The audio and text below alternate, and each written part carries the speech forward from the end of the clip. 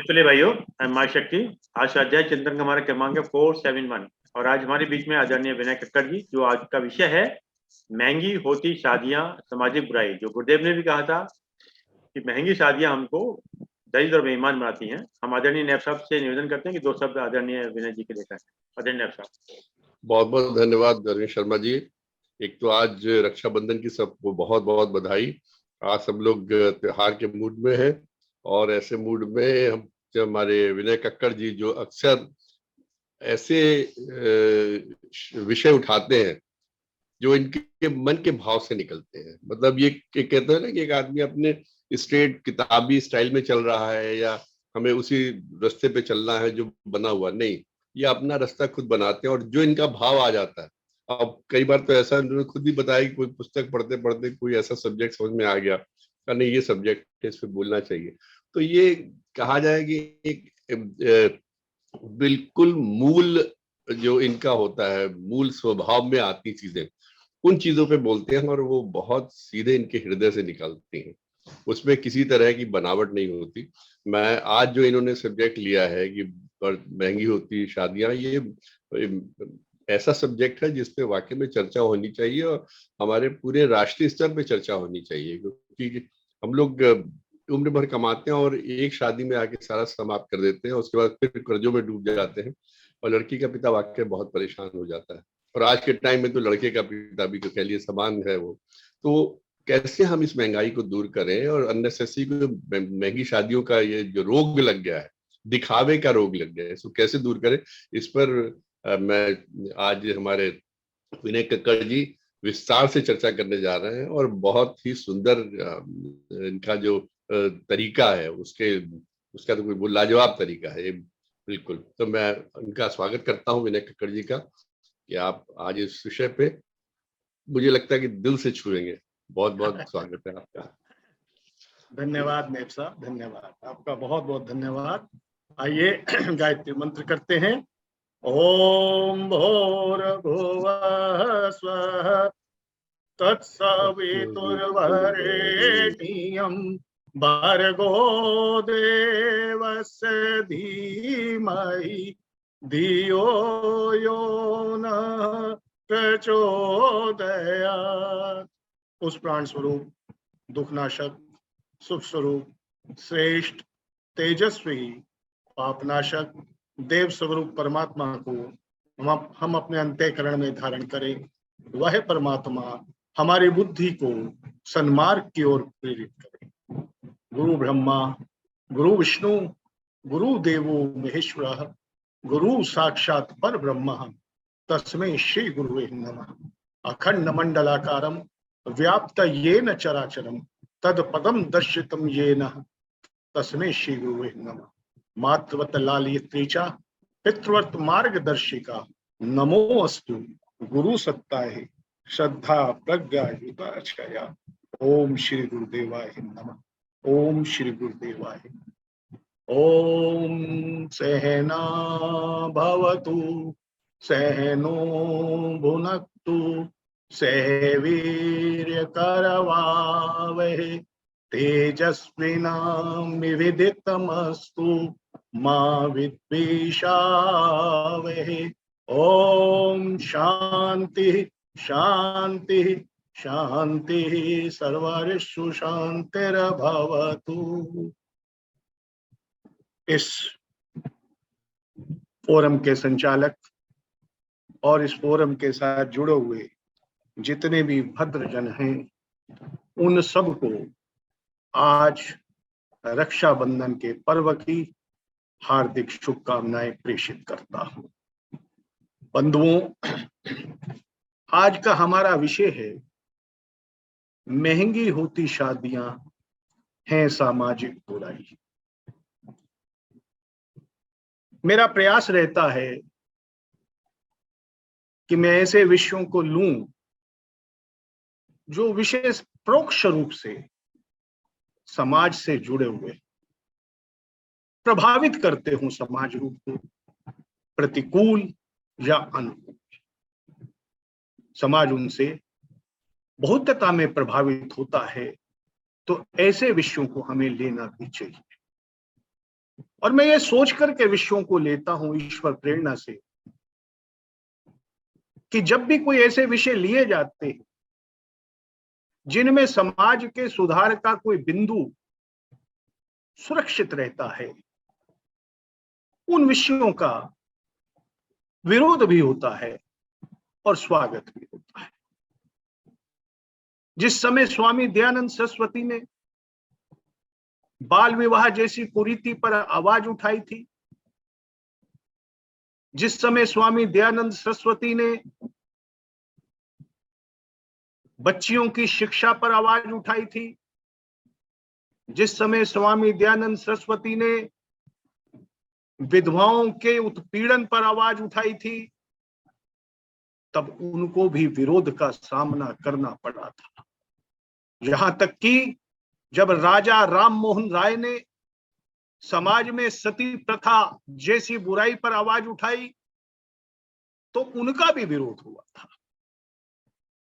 लेकिन समाज में चेतना के अंकुर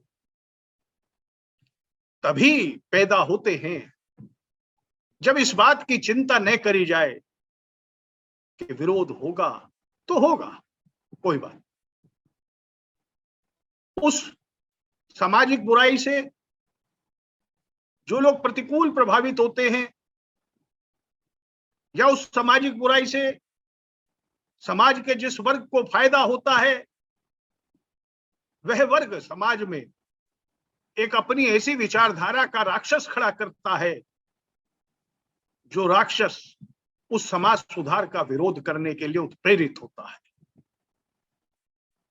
लेकिन समाज सुधारकों ने कभी भी इस बात की परवाह नहीं की है। भारतीय इतिहास में जितने भी समाज सुधारक हुए हैं, कबीर हुए, नानक हुए, सिख गुरुओं की परंपरा में समाज सुधार ही है।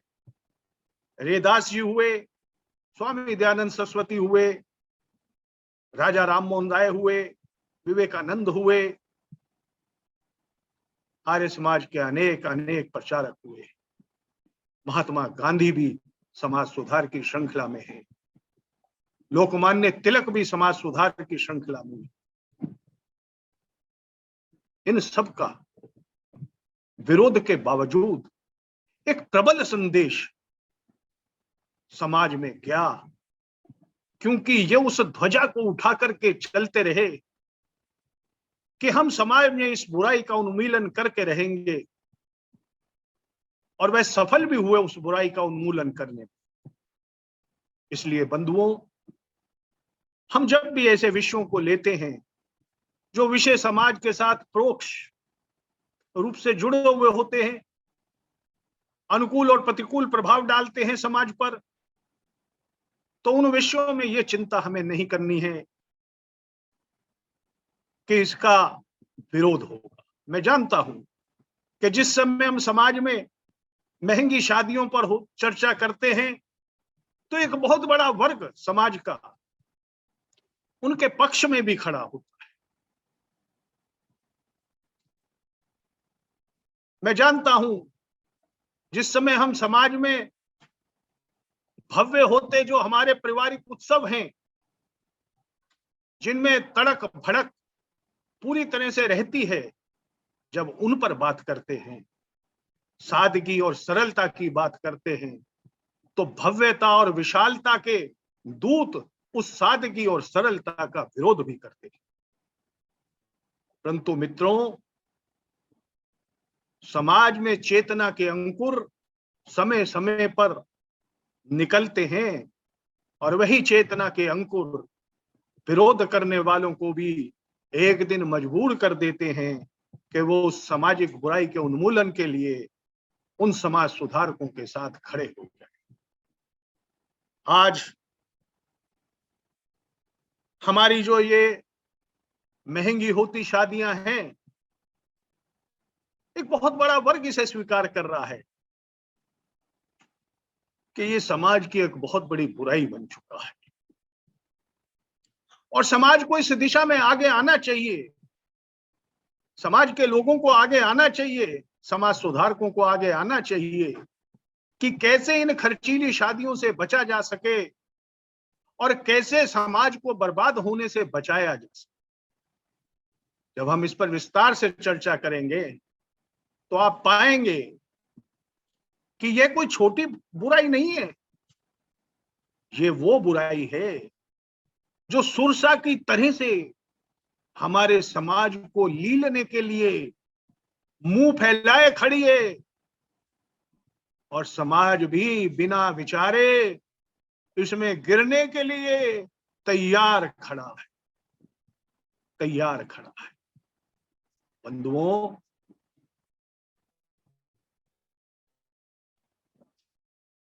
जब हम पीछे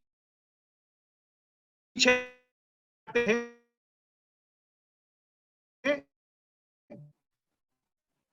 आपने, हमने, सबने देखे वो उत्सव, उनमें सरलता और सादगी का पुट रहता था। ऐसा नहीं है कि तब पैसा नहीं लगता था, पैसा तो तब भी लगता था, लेकिन तब दिखावा नहीं होता था, तड़क भड़क नहीं होती थी। जितनी आवश्यकता होती थी उतनी आवश्यकता के अनुकूल निर्णय लिया जाता था, और उसी के अनुकूल उस उत्सव पे खर्च भी किया जाता।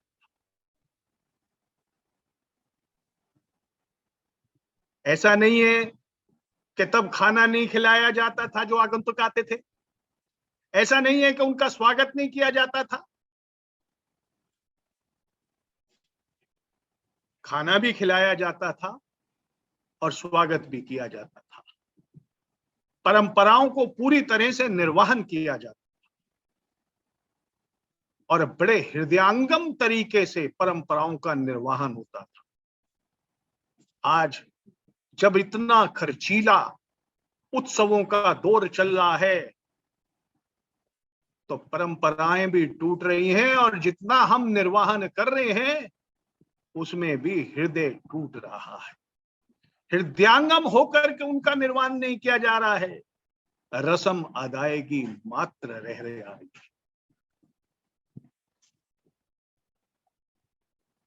तब शादियों में सरलता और सादगी रहती थी, उसी प्रकार से भोजन में भी सरलता और सादगी रहती थी। ये जो दहेज शब्द आया है मित्रों, ये दहेज शब्द एक अरबी शब्द है जहेज, ये उससे आया है।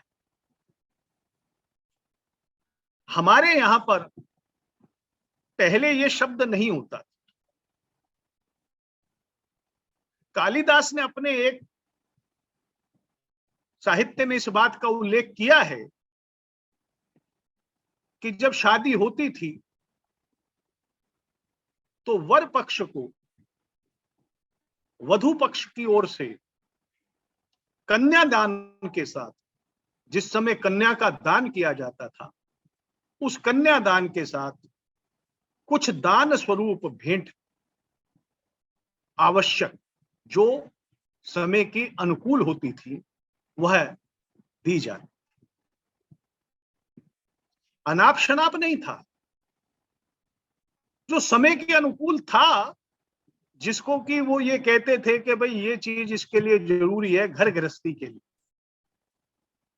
उसका कुछ अंश दान में, दहेज नहीं था शब्द, दान में कन्यादान के समय वधु पक्ष वर पक्ष को देता था। असलियत तो ये है मित्रों कि जो दान शब्द है ना, बड़ा महत्वपूर्ण है शादी में।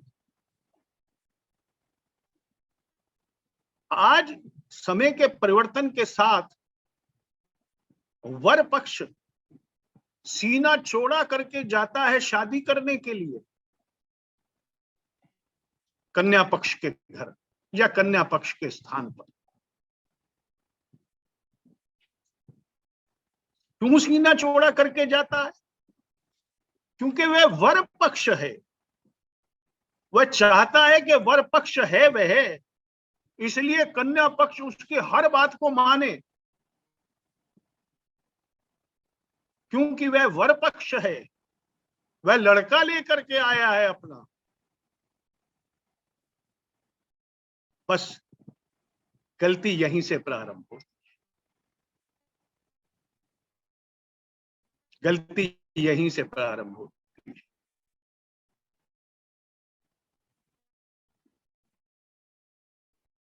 जे लड़के वाले जिसको वर पक्ष आता है, बारात जाते हैं, तो उस समय वह याचक होता है। वर पक्ष वास्तव में वह याचक होता है। वह जा रहा है कन्या पक्ष के पास, हे कन्या पक्ष, मैं अपने पुत्र को लेकर के आया हूं। मेरे पुत्र के साथ मेरे सगे संबंधी हैं जो इस बात के साक्षी हैं कि आज हम जिस उत्सव को मना रहे हैं वह उत्सव घटित हुआ है। हे कन्या पक्ष, मैं एक याचक की मुद्रा में आया हूं, मैं याचक हूं। आप मेरे पुत्र के लिए अपनी पुत्री का अर्पण कर दीजिए। अब यहां पर भाव देखिए, देने वाला बड़ा या लेने वाला? मित्रों, जो याचना कर रहा है वह बड़ा, या जो याचना को स्वीकार करके दे रहा है वह बड़ा? वास्तव में तो जो कन्या को अपनी दे रहा है, प्रभुता तो उसकी है जो अपनी कन्या उस वर पक्ष को, उस वर के लिए समर्पित कर रहा है। क्योंकि वर पक्ष ने याचना की है कि हे कन्या पक्ष, आज मैं आया हूं आपके द्वार पर, मैं आपकी कन्या की मांग करता हूं आपसे, आप इस कन्या को मेरे पुत्र के लिए समर्पित कर दीजिए। भावना तो ये थी। परंतु आज की भावना ठीक इसके विपरीत।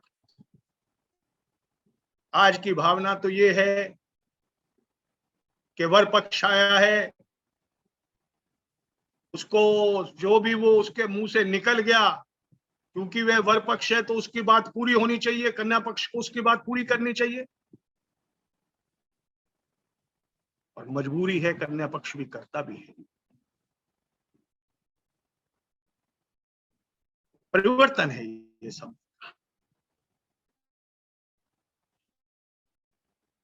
जो धीरे धीरे बुराई का रूप ले है।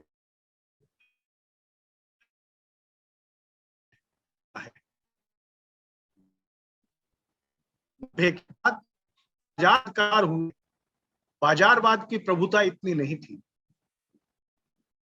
90 के दशक में जब वर्ल्ड ट्रेड ऑर्गेनाइजेशन जैसी संस्थाओं ने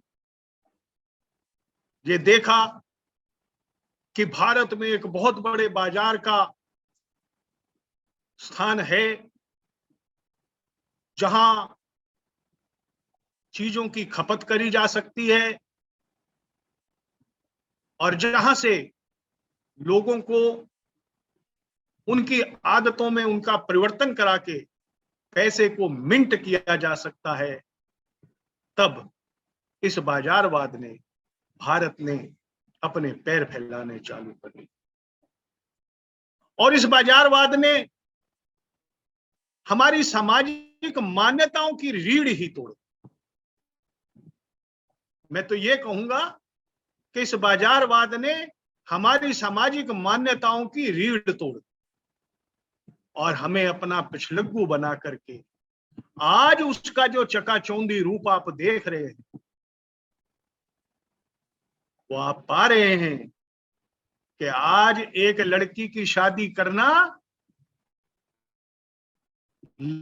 लाखों रुपए का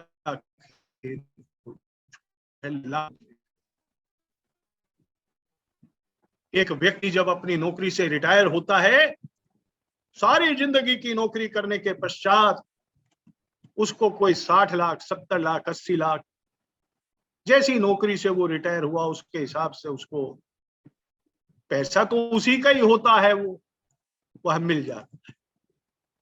वह सोचता है कि अब इस पैसे से मेरी आगे की जिंदगी कट जाएगी, परंतु हाय उसे क्या पता था कि जब तेरी कन्या की तो हाथ पीले करने चलेगा तो इस पैसे में से तेरा आधे से ज्यादा पैसा तो इसी बात पर खर्च हो जाने वाला। बचा खुचा पैसा कुछ अपने मकान की मरम्मत या नए मकान का नवीनीकरण इत्यादि इत्यादि ऐसी समस्याओं पर लग जाता है, और बाद में वह मध्यम वर्गीय मनुष्य केवल हाथ मलता हुआ रह जाता है। मैंने अपनी जिंदगी में क्या किया, जो कमाया लगा दिया, अब मेरे पास तो कुछ नहीं बचा, यही थोड़ा बहुत बचा है जिससे मैं अपना बुढ़ापा काट लूंगा। और बुरा ना मानना, अगर कोई उसे बीमारी लग गई तो उसके घर वाले भी ये प्रार्थना करते हैं कि हे प्रभु अब तो तू इसे उठा ले, क्योंकि पता नहीं कितना पैसा तो ये हमारा खर्च करवा देगी बीमारी, क्योंकि अपना तो वो बेचारा खर्च कर चुका है साथ। आखिर क्यों? सम्मानजनक जीवन जीने का हक तो सबको है ना, लेकिन क्या करें, सामाजिक अभिशाप है ये। उसको कहना पड़ता है भाई चलना तो समाज के साथ ही पड़ेगा। लड़की की शादी करनी है, लड़के वालों ने बड़ी डिमांड करी है, उनकी कुछ डिमांड तो माननी पड़ेंगी, नहीं तो लड़की की शादी कैसे करेंगे। लाखों रुपए का बजट बन जाता है, लाखों रुपए का। मैंने तो 1.5 करोड़ की 2-2 करोड़ की शादियां अपने इसी शहर में देखी, ऐसी ऐसी शादियां देखी हैं, बुरा ना मानिएगा, जिनमें लड़के के लिए अलग गाड़ी, लड़के के बाप के लिए अलग गाड़ी, लड़के की माँ के लिए अलग गाड़ी, लड़के के भाई के लिए अलग गाड़ी, लड़के की भाभी के लिए अलग गाड़ी, लड़के की बहन के लिए अलग गाड़ी, लड़के के जीजा के लिए अलग गाड़ी, चाचा ताऊ उनके लिए भी महंगी महंगी मोटरसाइकिल। क्या करेगा समाज? एक व्यक्ति अपनी शादी में, और ऐसे एक नहीं है, आज हमारे समाज में ऐसे इसी अपने गाजियाबाद में अनेक उदाहरण ऐसे मिल जाएंगे जहां पर 4-4 गाड़ियां, 3-3 गाड़ियां, 2 गाड़ियां तो आज की एक कॉमन बात हो गई है। और बुरा ना मानिएगा, अब मारुति आल्टो या मारुति वैगन आर ये तो गरीबों की गाड़ी हो गई है। अब तो गाड़ियां भी 50-50 लाख वाली मांगी जा रही हैं। अब तो गाड़ियां भी जो हैं वो 1-1 करोड़ वाली मांगी जा रही है। ये है सामाजिक अभिशाप, दहेज का वह अभिशाप जो अभिशाप समाज को लील रहा है। वह लोग तो अपने बनावट को, अपने दिखावे के लिए, अपनी आन अपनी बान समाज में अपनी प्रतिष्ठा को बनाने के लिए ये दिखावा, ये तड़क भड़क करते हैं, परंतु वह समाज के 80 लोगों को प्रतिकूल प्रभावित करता है, क्योंकि वह एक उदाहरण प्रस्तुत करते हैं और दूसरे लोग जो उसको कर भी नहीं सकते उनको भी लालच देते हैं कि अच्छा चलिए आप 2 गाड़ी 3 गाड़ी नहीं दे सकते तो एक 20 लाख की गाड़ी तो आप भी दे दीजिए। अब लड़की का बाप क्या करे? वह ऋण लेता है।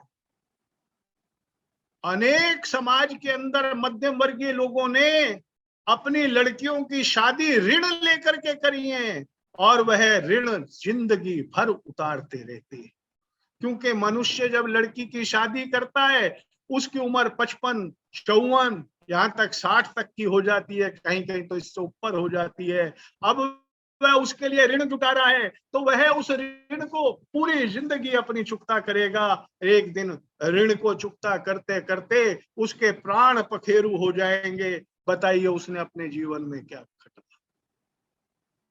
यह है हमारे समाज का नजरिया, सोच को बदलना पड़ेगा।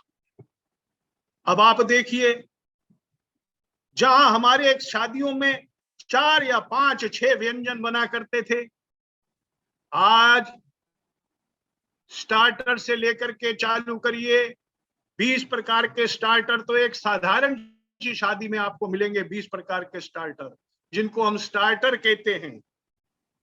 उसके बाद चाट पकौड़ी, उसके बाद आप देखिए हमारे यहाँ की शादियों में कई किस्म के जूस, कई किस्म के सूप, और जहां फल ना हो और विदेशी फल ना हो उस स्टॉल पर, तो वहां कह देते हैं ये भी कोई फल है। अरे भाई, सेब और अमरूद तो हम अपने घर में भी खा लेते हैं, यहाँ तो ऐसे फल होने चाहिए थे जो विदेशी फल जिनको कहा जाता है, वह विदेशी फल होने चाहिए थे। बड़े मोटे मोटे अंगूर चलते हैं ना, वो वाले।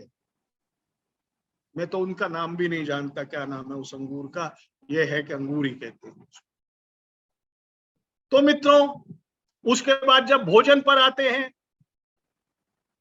अपने ही शहर में साधारण मध्यम वर्गीय शादियों में जब लिस्ट बनती है, कम से कम 30 से 35 आइटम भोजन के अंदर, और उन अमीरों की शादियां भव्यता विशालता वाली, उसमें तो 200-200 प्रकार की चीजें, राजस्थानी खाना, महाराष्ट्रियन खाना, गुजराती खाना, सिंधी खाना, मुल्तानी खाना, पंजाबी खाना, देहात का खाना, ने जाने कितने किस्म के खाने।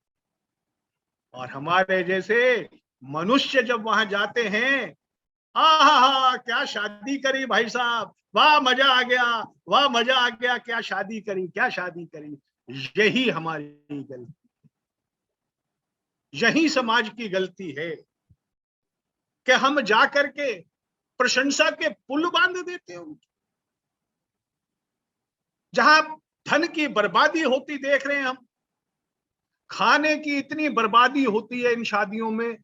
मित्रों, बुरा ना मानिएगा, अभी एक आंकड़ा आया, पूरे विश्व में खाने की बर्बादी में भारतवर्ष का अग्रणी स्थान है। और यह बर्बादी क्यों होती है खाने की? क्योंकि हमारे भव्य होते उत्सव, भव्य होती शादियां, भव्य होते जन्मदिन के उत्सव, भव्यता का जो हमने आडंबर अपने ऊपर ओढ़ लिया है, जो बाना हमने भव्यता का डाल लिया है अपने ऊपर, इतनी चीज बनवा देंगे।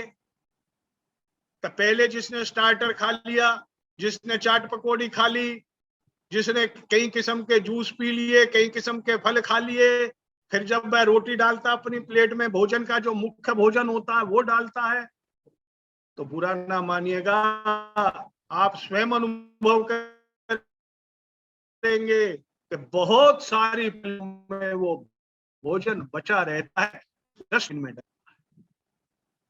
ये है अन्न की बर्बादी। पैसे की तो बर्बादी है ही है, अन्न की बर्बादी। और उसके बाद आदमी का ये कहना, क्या शादी करी। मैं एक शादी में गया था गाजियाबाद में,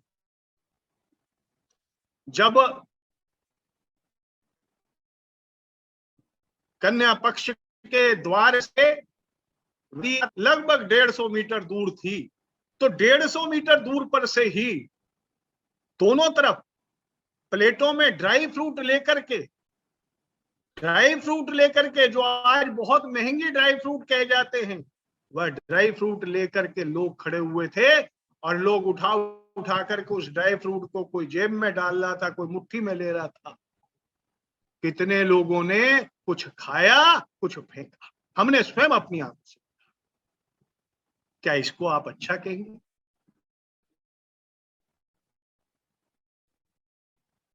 क्या इसको हम न्यायपूर्ण कह सकते हैं? क्या इसको हम औचित्यपूर्ण कह सकते हैं?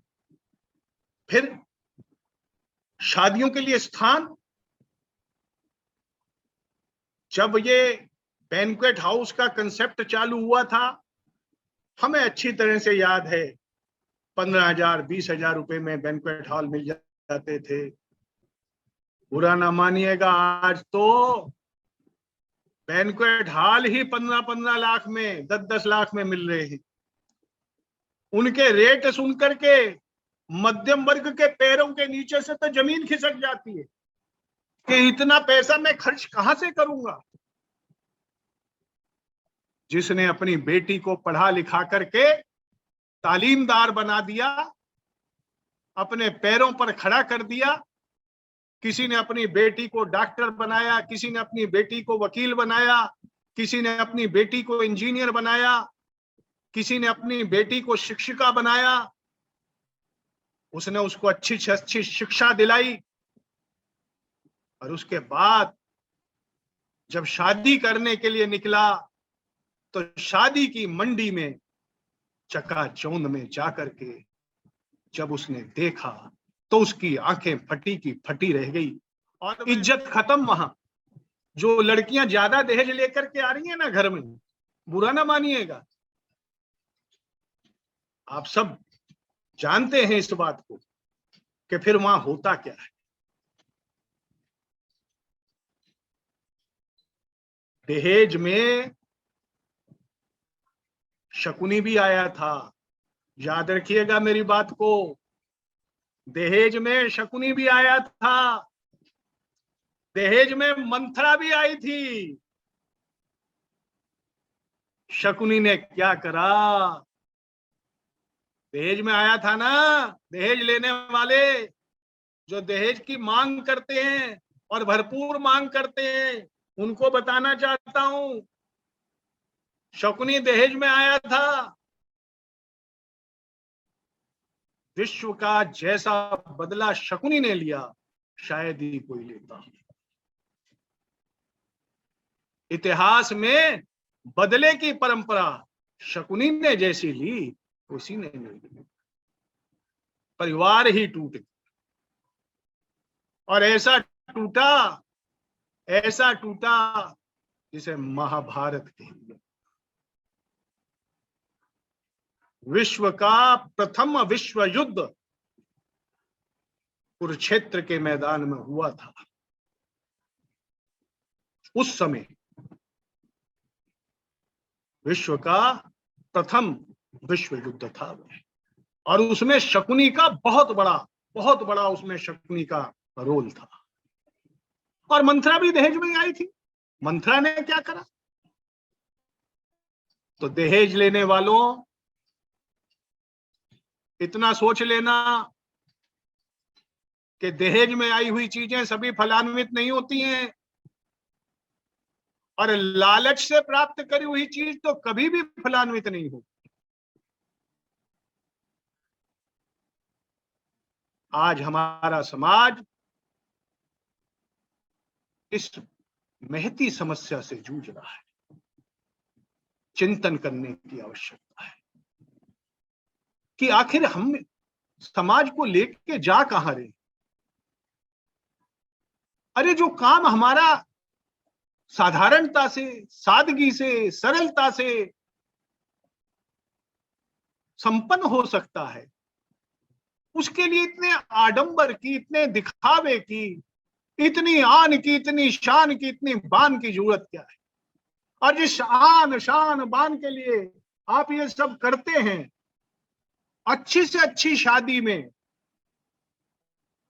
सुन लेना, लोग शब्द क्या प्रयोग करते हैं, खुश तब भी नहीं होते लोग। आप थाली खिला दीजिए 5,000 की, कमी उसमें भी निकल जाएगी, कमी उसमें भी निकलेगी। आप शहर के सबसे महंगे होटल में कर लीजिए, कहने वाले कह देंगे पास में दिल्ली था, दिल्ली क्यों नहीं ले गए ताज होटल। बताइए, आपने तो अपने तरफ से शहर का सबसे अच्छा होटल चुना, और फिर वो कह रहे हैं अरे भाई इतनी भव्य शादी करनी थी तो ताज होटल क्यों नहीं चुना इसने, पैसा तो इसके पास बहुत था, ताज में भी कर सकता था ये। अरे मैंने तो ऐसे भी सुने कि मुंह पे तो प्रशंसा कि वाह भाई साहब शादी बहुत अच्छी करी, और थोड़ी देर पीछे देखा भ्रष्टाचार का पैसा कैसे फल रहा है। ये पैसा इसने कमाया भ्रष्टाचार से है भाई साहब, ब्लैक का पैसा सारा। ये शब्द बोले जाते हैं, ये शब्द छाती पीट लेगा आदमी खर्च करने वाला अगर वो शब्दों को सुन ले। और सच्चाई ये है हमारे गुरुदेव कहते थे कि खर्चीली शादियां समाज को आर्थिक विपन्नता की ओर लेकर के जाती। एक व्यक्ति ने अपने जीवन का कैरियर जब स्टार्ट करा, बड़ा ईमानदार, धीरे धीरे धीरे धीरे उसके परिवार में बच्चे हुए। अनफॉर्चुनेटली 2 लड़कियां हो गई, 3 लड़कियां हो गई उसकी। अब उसको जब ये नजर आता है कि मेरी लड़कियां, ये 3 लड़कियां जवान होने को है, मेरी लड़की जवान होने को, इसकी शादी करनी है, मुझे रुपया चाहिए 50 लाख 1 करोड़, तो कहां से लाऊं? तनख्वाह तो मेरी मात्र 30,000 है, 40,000 है, 50,000 है, 60,000 है। इससे तो सिर्फ पढ़ाई हो सकती है, इससे तो सिर्फ घर चलाया जा सकता है। तभी वो भ्रष्टाचार की, तभी वह भ्रष्टाचार की ओर बढ़ता, और फिर उसको भ्रष्टाचार की आदत लग जाती। जिस दिन मनुष्य ने पहली बार जब वो रिश्वत लेता है ना, बस वहां से उसका रास्ता रिश्वत लेने का। तो अगर ये समस्या न हो कि इतना खर्चा कहां से करूंगा, तो शायद अपनी आत्मा का हनन करके व्यक्ति भ्रष्टाचार के रास्ते पर भी न चले। हम संपन्नता सोचते हैं ना, जिसे गुरुदेव कह रहे हैं वह दरिद्रता है। आप मानसिक दरिद्रता की तरफ आप बढ़ रहे हैं, वह दरिद्रता है आपकी।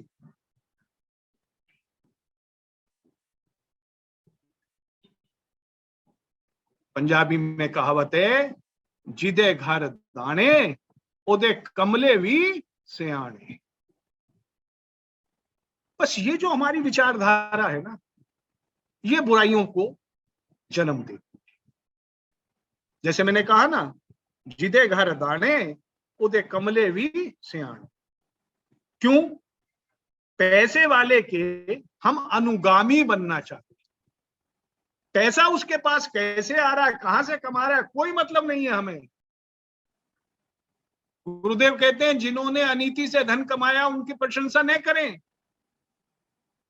परंतु हम अनीति से धन कमाने वालों को ही अपना लक्ष्य बना लेते हैं, अपना आइकॉन बना लेते हैं, और यहीं से सामाजिक पतन का रास्ता खुलता है। जब हम उन महंगी महंगी शादियों की प्रशंसा स्तुति करने लगते हैं, तो यहीं से समाज के पतन का रास्ता खुलने लग जाता है। यहीं से समाज के पतन का रास्ता। और मित्रों, एक शब्द है और दी होड़, और दी होड़। हमारे लालच कभी समाप्त नहीं होता है, कभी समाप्त नहीं होता। वो कहता है ना, मैंने अपने लड़के को डॉक्टर बनाया, और बाबूजी मैंने डॉक्टर बनाने पर इसके जो है 70 लाख 80 लाख 1 करोड़ खर्च कर दिए। अरे भाई, तेने अगर 1 करोड़ खर्च करे लड़के को डॉक्टर बनाने में, तो जिसने अपनी लड़की को डॉक्टर बनाया उसने भी तो खर्च करे। फिर जिसने अपनी लड़की को इंजीनियर बनाया उसने भी तो पैसे खर्च करे। जिसने अपनी लड़की को पीएचडी कराई उसने भी तो पैसे खर्च करे। तो लड़के वाले ने कौन सा वो कर दिया? सोच बदलनी है, सोच बदलिए, अपनी सोच को बदलिए, दूर होइए महंगी शादियों से, दूर हो जाइए। हमें आज एक संकल्प लेना हो, समाज में हमें एक बीड़ा उठाना। और मैं ये कहता हूं, जितने भी भद्रजन हैं उन सबको ये बीड़ा उठाना होगा। हमें प्रसारित करना होगा, प्रचारित करना होगा कि महंगी शादियां बंद करो, महंगी शादियां बंद करो। हमें मांग करनी चाहिए सरकार से। अगर समाज ऐसे नहीं मानता तो कानून बनाओ इसके। हमारे बीच में बहुत सारे लोग बैठे हैं जिन्होंने इमरजेंसी का काल देखा है। मैं उन्हें याद कराना चाहता हूं, स्मरण कराना चाहता हूं। उस काल में एक सरकार की तरफ से आदेश आया था कि शादियों में 5 या 6 से ज्यादा डिश नहीं बन सकती थी। सीरियल और नॉन सीरियल फूड का आदेश था कि इतनी डिश सीरियल फूड की, इतनी डिश नॉन सीरियल फूड की। इतने लोगों की बारात होगी, 50 लोगों की बारात का आदेश था कि 50 लोग वर पक्ष के, 50 लोग कन्या पक्ष के। तो लोगों ने पालन करा उसका, उस कालखंड में यह पालन हुआ था। तो अगर समाज अपना सुधार सही तरीके से नहीं करता है तो हम जैसे लोगों को यह मांग करनी चाहिए सरकार से कि अब समय आ गया है, इसके लिए कानून बने। 2-2 हजार व्यक्तियों की शादी, 3-3 हजार लोगों की शादी, एक साधारण सी शादी में 300-300 लोग, 400-400 लोग, अरे क्या जरूरत है? 50 लोग कन्या पक्ष के, 50 लोग वर पक्ष के, 100 लोगों से ज्यादा का उत्सव नहीं होना चाहिए। और उस उत्सव में भी खाना साधारण होना चाहिए, उस उत्सव में आडंबर नहीं होना चाहिए। सरकार को मानक तय करने चाहिए, क्योंकि समाज यदि अपने से सुधार नहीं करता है तो फिर यह दायित्व बनता है सरकार का कि वह सुधार के लिए आगे आए और समाज को बर्बाद होने से बचाए। इसलिए मैं तो आज इस मंच के माध्यम से भी यह मांग करना चाहता हूं कि यदि हम नहीं सुधरते, हमें नजर आ रहा है कि इस तरफ सुधार नहीं हो पा रहा है, बातें बहुत हो रही हैं, परंतु सब चीज बढ़ रही है, दहेज बढ़ रहा है, आडंबर बढ़ रहा है, सब चीज बढ़ रही है, सब चीज बढ़ रही है। लड़की के लिए जो कपड़े बनवाए जाते हैं, लड़के के लिए जो कपड़े बनवाए जाते हैं, जरा उसका प्रमाण कर लीजिए। जो सोना जेवर ये लिया जाता है उसको सोच लीजिए। हे परमात्मा, ये समाज कहां जाए? और हम पोषित किसे कर रहे हैं? उस बाजार को पोषित कर रहे हैं ना, जिस बाजार ने हमें इस तरफ प्रेरित किया है। अगर हम साधारण शादियां करने लग जाएंगे तो नुकसान किसे होगा? फार्म हाउस वाला। क्या हो गया? 4 फार्म हाउस वाले वो नुकसान में चले जाएंगे। नुकसान किसे होगा? बड़े बड़े सुनारों को। क्या हो गया? अगर उनका थोड़ा सा सोना कम बिक जाएगा तो नुकसान किसे होगा? वो बड़े बड़े कैटरर्स को। कोई बात नहीं, होने दीजिए, समाज के 80% लोगों का भला होगा। अगर समाज में सादगी सरलता से आयोजन किए जाएंगे, उत्सव मनाए जाएंगे, तो समाज का ही तो भला होगा। इस बाजार का नुकसान होता है, होने दो, हमें उसकी परवाह नहीं करनी चाहिए, हमें अपनी परवाह करनी चाहिए, अपनी परवाह करनी चाहिए। दहेज की बलवेदी पर आज भी कितनी कितनी बेचारी लड़कियों को लीला जा रहा है।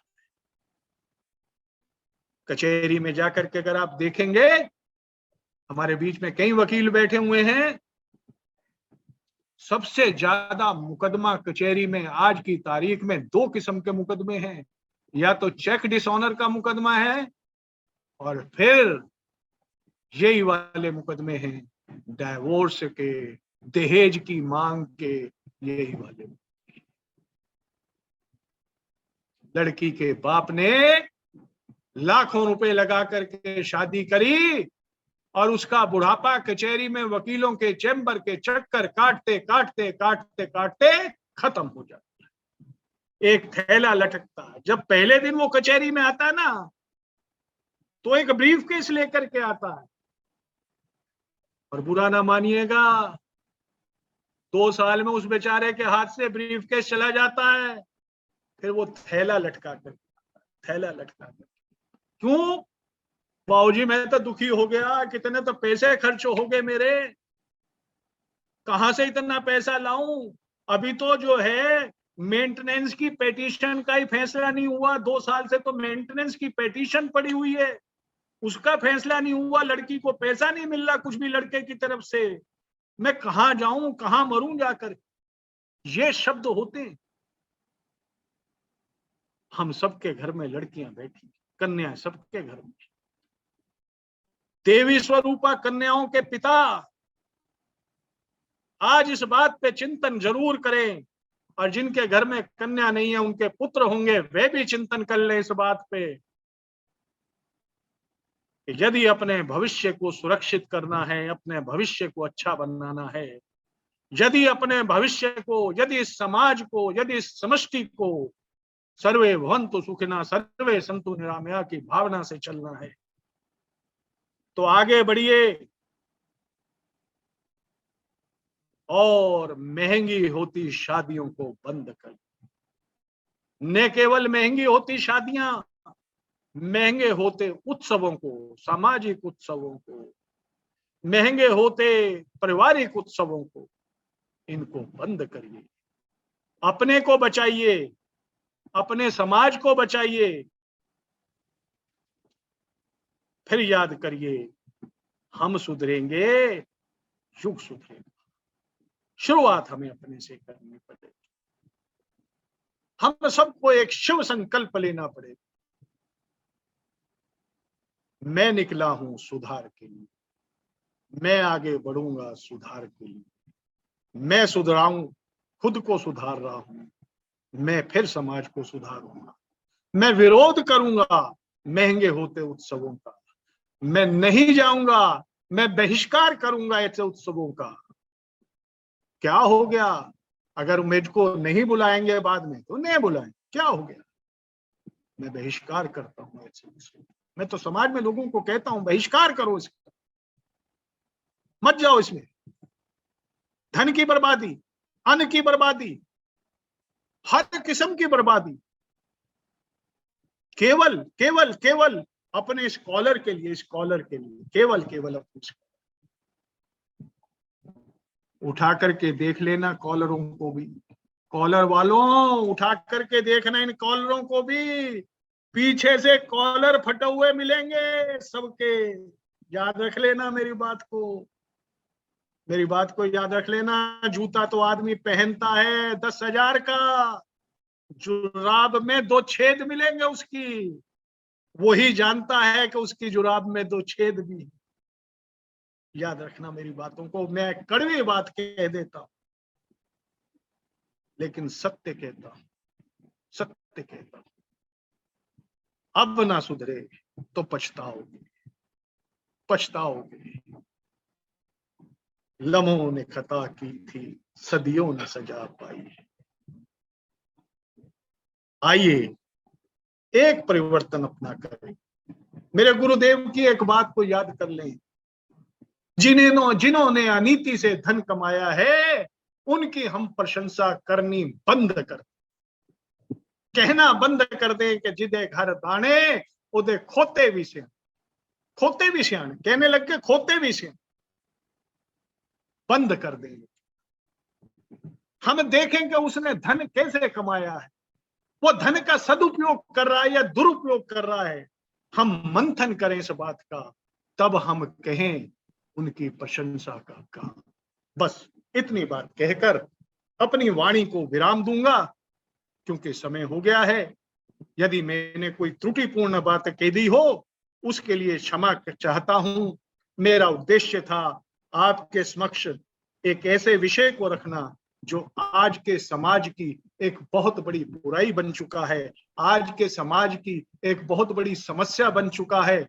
आज के समाज की बलिवेदी पर, दहेज की वो बलिवेदी पर लड़कियों की हत्याओं का जघन्य पाप झेल रहा है जो समाज, उस समाज को ये चेताने का, जागो अभी समय है, जागो जागो रे जिन जागन, अब जागन की बात, अब तो जागने का समय आ गया है। गुरु नानक देव ने कहा है, जागो रे जिन जागन, अब जागन की।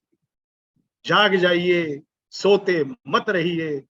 समस्याओं के लिए मुखर होकर के, सामाजिक बुराइयों के लिए आंदोलन करिए, जुड़िए ऐसी संस्थाओं से जो इस प्रकार के कामों को आगे बढ़ा रही हैं। नहीं जुड़ना चाहते, अपने स्तर से विरोध कीजिए। आपका एक एक का विरोध कई गुना प्रखर होकर के समाज में फैलेगा और समाज में चेतना के अंकुर फूटेंगे। धन्यवाद, धन्यवाद। धन्यवाद आदरणीय विनय कक्कड़ जी। आज आपने बड़ा ज्वलंत विषय लिया, महंगी होती शादियां, सामाजिक बुराई। पर विनय जी, जो अगर हम लोग संकल्प तो ले रहे हैं, पर हमारे लेने के बाद तो लोग ये नहीं कहेंगे कि आपके बच्चों की तो शादी हो गई। तो आपने तो महंगी शादी नहीं करी अपने बच्चों की, हमने भी नहीं करी। हम तो कह सकते हैं कि हमने साधारण शादी करी अपने बच्चों की। कोई हमसे नहीं है कह सकता अरविंद जी के जो भी आए होंगे आपकी बच्चों की शादी में या हमारे बच्चों की शादी में, तो देखा होगा एक साधारण शादी थी, कोई बर्बादी नहीं। बिल्कुल सही, इसमें कोई शक नहीं है। चलिए सर, मैं आप सबको अनम्यूट करता हूँ, जो इस संबंध में जो भी कोई किसी की जिज्ञासा हो पूछ सकते हैं, फिर बाद में हमारे आदरणीय नायब साहब 2 शब्द धन्यवाद करेंगे। विनय जी, अपनी साउंड खोल लीजिएगा। विनय जी, समाज में एक चीज में देखिए, जो व्यक्तिगत रूप में मैं महसूस करता हूँ, जब कभी चर्चा होती है तो कहते हैं सस्ते पैसे में अच्छा लड़का नहीं मिलता, अच्छा परिवार नहीं मिलता। जो अभी आपने कहा था कि ऐसे कंडीशन में फिर बाप ऋण लेता है, फिर ऋण को चुकाता है। और दूसरा एक विषय और है बड़ा, जब हम कहते हैं कि हमारे जोड़े ऊपर से बनते हैं, तो फिर वो सस्ते संबंध में या बड़े में कहाँ आ गया टकराव? अगर हमारे ऊपर बनने ही है, मतलब ये भी एक चीज बिंदु आता सोचने का। नहीं, ये तो सत्य है कि marriages are made in heaven, ये कहा जाता है। लेकिन हमें इस बात पर तो विचार करना ही होगा कि अगर वो मांग करते हैं, देखिए हो क्या रहा कि हम मांग का विरोध नहीं करते। ऐसा नहीं है कि जो अगर आप कहेंगे, उन्होंने कहा जी आप हमें जो है 20 लाख की गाड़ी दे दीजिए, आप 5 लाख की दे सकते हैं, आप कहिए हम 5 लाख की दे सकते हैं, हम नहीं दे सकते। मैं समझता हूँ बहुत सारी परिस्थितियां बातचीत करने से सुलझती हैं। तो हम झुकते हैं, हमें भी लड़की पक्ष को भी लालच हो जाता है, भाई बड़ा अच्छा लड़का मिल रहा है, भाई बड़ा अच्छा लड़का मिल रहा है, भाई बड़ा अच्छा लड़का मिल रहा है। और फिर यही तो चीज आकर के, अब मैं यहाँ ये प्रश्न करता हूँ, marriages are made in heaven, तो फिर कचहरी में क्या हो रहा है? आज अगर आप देखोगे, आप तो एक वकील हैं, कचहरी में फैमिली कोर्ट के अंदर पैर रखने की जगह नहीं होती। हमारे वागीश जी वकील हैं, फैमिली कोर्ट में सबसे ज्यादा भीड़ होती है, और इतनी अच्छी अच्छी लड़कियां वहां पे बयान देने के लिए आई होती हैं, रो रही होती हैं लड़की। अगर आप फैमिली कोर्ट में खड़े हो जाओगे, आपकी आंखों से आंसू निकल आएंगे कि हे परमात्मा, इस समाज को हो क्या रहा है। बहुत बहुत धन्यवाद कक्कड़ जी। जैसे मैंने कहा था कि आप वाकई में दिल से बोलेंगे, शुरुआत में बोला था, और वही हुआ। एक धारा में, एक सूत्र में सब चीजों को पिरोते हुए, बल्कि जो विषय को देखा था तो मुझे लगा था कि आप खाली शादियों में खर्चा होने वाले पैसे के लिए कहेंगे, जो खर्चीली शादियां होती, महंगी महंगी शादियां होती, लेकिन आपने इसमें दहेज को भी इंक्लूड किया। इससे आपने विषय को विस्तार ही दिया। आपकी 2-3 चीजें बहुत अच्छी लगी। एक, आपने कहा कि महंगी शादियां आर्थिक विपन्नता की ओर समाज को ले जाएंगी, और ये बात बहुत सच है। जब सभी लोग कर्जेदार हो जाएंगे, एक दूसरे के कर्जे एक दूसरे के नोचेंगे, कुछ और कुछ नहीं होगा।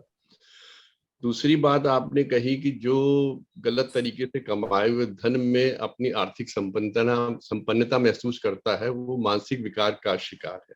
बिल्कुल सही कह रहे हैं। इसमें सुख नहीं है, उस पैसे में सुख नहीं है। और दहेज लेना भी एक, मैं कहता हूँ कि ये गलत ही तरीका है। और तीसरी बात जो आपने कही, जो लड़के बिकते हैं, आपने रेट्स भी बताए, डॉक्टर्स के, इंजीनियर्स के, और लोग खरीदने के लिए तैयार है। मुझे जो खुद बिकने को तैयार है, वो अच्छा कहाँ से हुआ? वो लड़का ही कहाँ हुआ? तो एक जानवर हो गया। जानवर है, गाय है, खरीद रहे हैं, और खरीद के उसको अपना दामाद बना रहे हैं, अपनी बेटी उसके साथ बांध रहे हैं। तो अगर हम लोग इस चीज को स्वयं ही अंत नहीं करेंगे, और जहां हम लोगों ने इस चीज को अंत कर दिया, तो चीजें सुधरने लगेंगी। ये सही बात है, गलतियां हम ही लोग से होती हैं कि हम लोग बहुत ज्यादा मेहमान बुलाते हैं, और कई बार मजबूरी भी होती है। लेकिन अगर इस पे रेस्ट्रिक्शंस लग जाए, कोई लीगल रेस्ट्रिक्शंस, तो वो भी एक मजबूरी हो जाएगी कि हम सब बुला नहीं सकते। कोरोना काल में ये हुआ है। कोरोना, वो तो इमरजेंसी तो बहुत पुरानी बात है। कोरोना काल में लोगों ने देखा 25 लोग, 50 लोग, 5 लोग, कोर्ट मैरिजेस वगैरह हुई हैं। तो ये कहीं ना कहीं से हमारे अपने अंदर से ही बात आनी पड़ेगी कि हमको क्या करना है। हमको दिखावा करना। हमने तो पहले भी इस बात को कहा था और आज भी कह रहा हूँ कि जितना अगर आप पास बहुत पैसा है तो आप उसको खर्चा करने की जगह इस तरह ऊटपटांग खर्चा करके लोगों पे पैसा बर्बाद करने से बेहतर है कि बच्चों के बैंक डिपॉजिट्स बनाइए, ये उनके लिए भविष्य में काम आएंगे। आप कम खर्चा करना चाहते हैं 5 लाख की एफडी करा के दीजिए, आप ज्यादा खर्चा करना चाहते हैं आप 5 करोड़ की एफडी करा के, आप धन्य दीजिए बच्चों को, दीजिए कि आपने कमाया है, बस उनके आगे बच्चों के काम आएगी। मतलब इनको एक आर्थिक संपन्नता देगी, कॉन्फिडेंस देगी समाज में मूव करने की। ये लोग तो वही आएंगे, खाएंगे पिएंगे चले जाएंगे। और अक्सर होता ही है कि हम इस तरह की शादियों में जानते हैं तो हम सिर्फ उससे जाके मिलते हैं जिसने हमको इनवाइट किया होता है, उसके माँ बाप से, लड़की के या लड़के वाले जैसे भी हो, या उस मैनेजर से जिसके थ्रू हमारे पास कार्ड आया होता। हम लड़के और लड़की के पास जाते ही नहीं, और कभी सड़क पे मिल जाता है हम उनको पहचानते भी नहीं है कि किसकी शादी थी, कैसे हुई थी। और जहां तक एक टॉपिक आया, अरविंद शर्मा जी ने जो है बताया कि वो marriages are made in heavens and they are constituted in on earth. बात सही है अरविंद जी, इस पे मैं बिल्कुल सहमत हूँ कि मैरिजेस ऐसे ही होती, वरना क्या एक ऐसी चीज है कि जो पता नहीं कितने किलोमीटर दूर और किस परिवार की लड़की आके घर में एकदम से सबकी सब बन जाती है। बाद में डिस्प्यूट्स क्यों होते हैं, क्या होते हैं, वो सब अपने अपने देखिए आगे के कर्म है। जब हम लोग कर्म की थ्योरी पे विश्वास करते हैं, वही एक कर्म है कि जो हमारे घर को एकदम स्वर्ग बना देता है, और वही एक कर्म है कि अच्छे खासे घर को भी नरक बना देता है। हमारे कर्म अच्छे होंगे, हमारी सोच अच्छी होगी, तो चीजें बहुत अच्छी होती चली जाएंगी। एक चीज से मैं इत्तेफाक नहीं रखता कक्कड़ साहब की बात से। उन्होंने कहा कि मांगने में बुराई नहीं है, लेकिन लिमिट के हिसाब से मांगो। मुझे लगता है मांगने में ही बुराई है, ये इसका मूल ही समाप्त हो जाना चाहिए। क्यों मांगे, क्यों?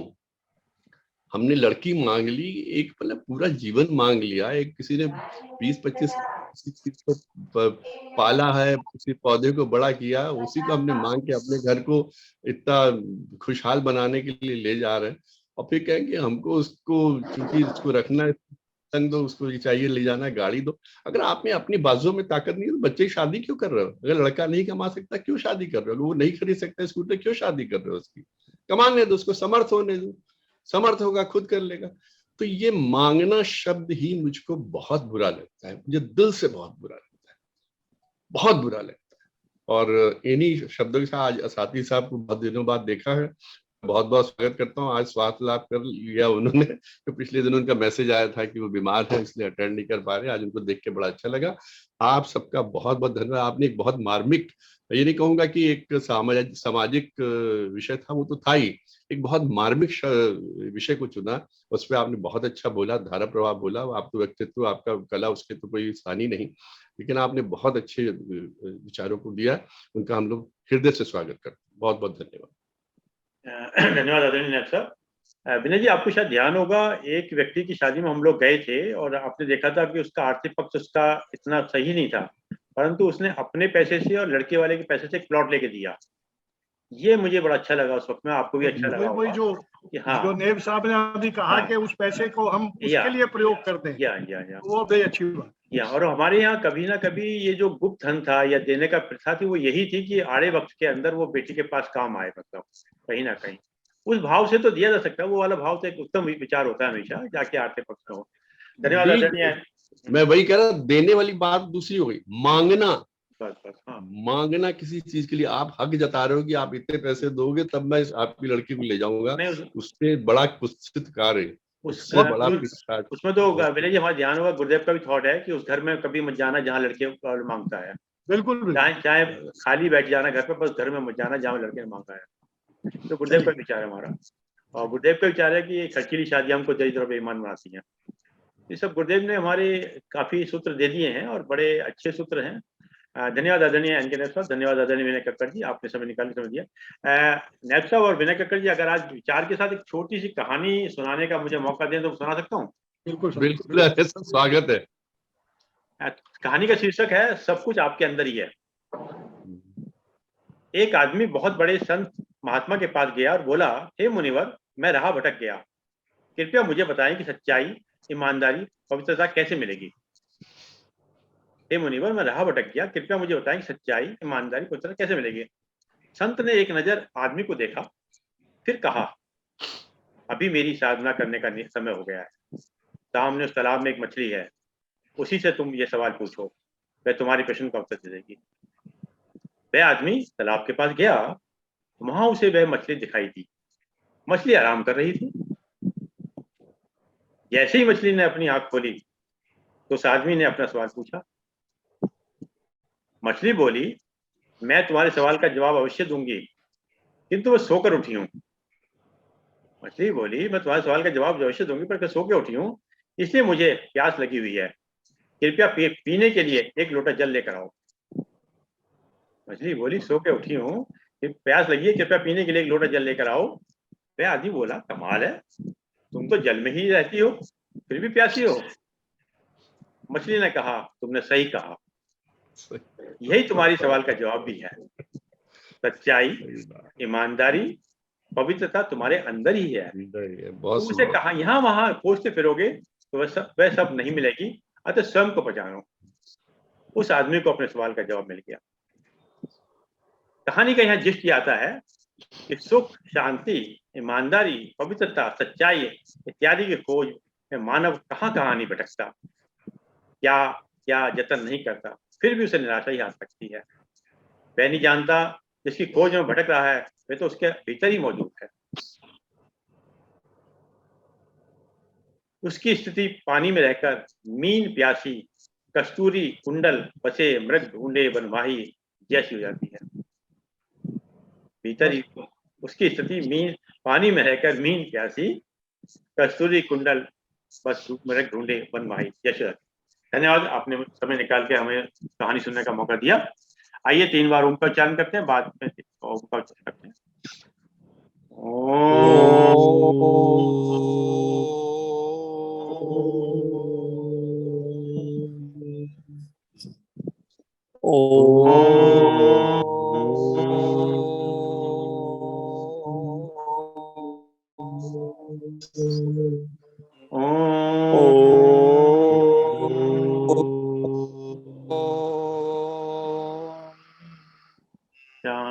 शांति शांति शांति। सभी को प्रणाम।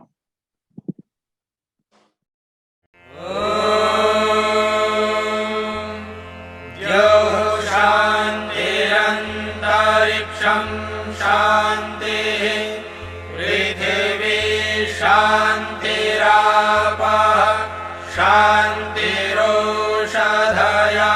शांतिः वनस्पतयः शांतिर्विश्वे देवाः शांतिर्ब्रह्म शांतिः सर्वं शांतिः शांतिरेव शांतिः सामा शांतिरेधि।